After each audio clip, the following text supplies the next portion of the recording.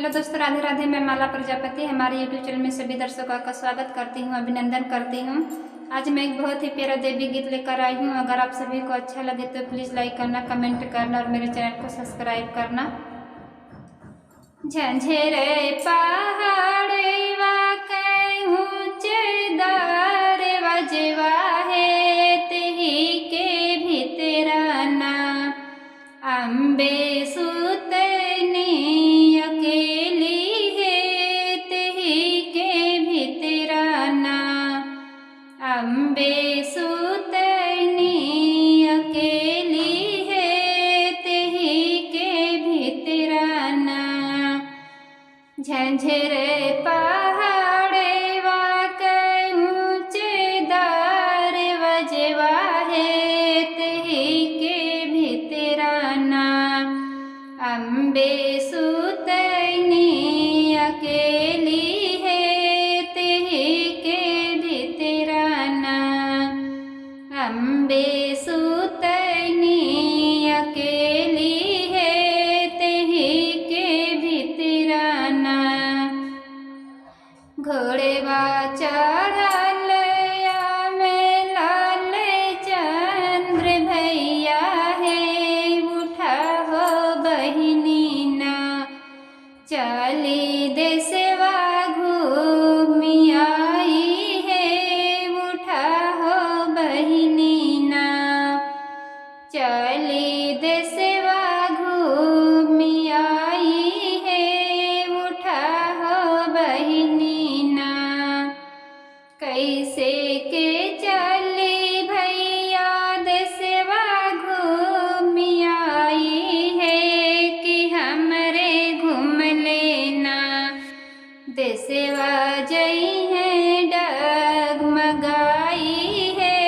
कि हमरे घूम लेना देशवा जई है डगमगाई है कि हमरे घूम लेना झंझेरे पहाड़वा के ऊंचे दर वजवा है तेही के भीतराना शीतला सुतनी अकेली है तेही के भीतराना शीतला सुतनी अकेली है तेही के भीतराना घोड़ेवा चढ़ल में लाल चंद्र भैया है उठा हो बहिनी ना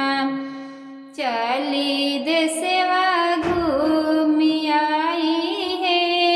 उठा हो बहिनी ना चली देशवा घूमी आई है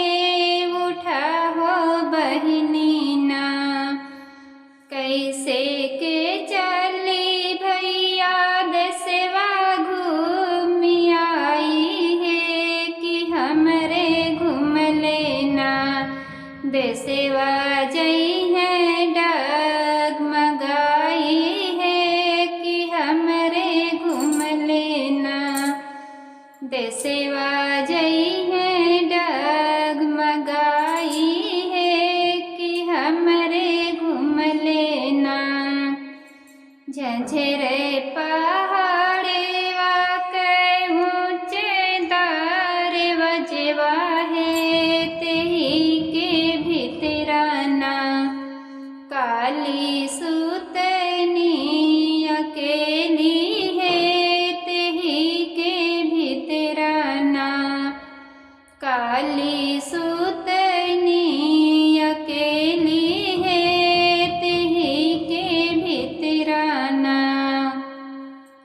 घोड़ेवा चढ़ल में लाल चंद्र भैया है उठा हो बहिनी ना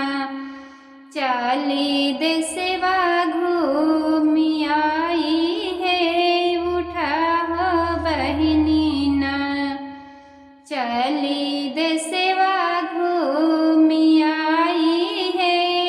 उठा हो बहिनी ना कैसे के चले भैया देशवा घूम आई है कि हमरे घूम लेना देशवा जई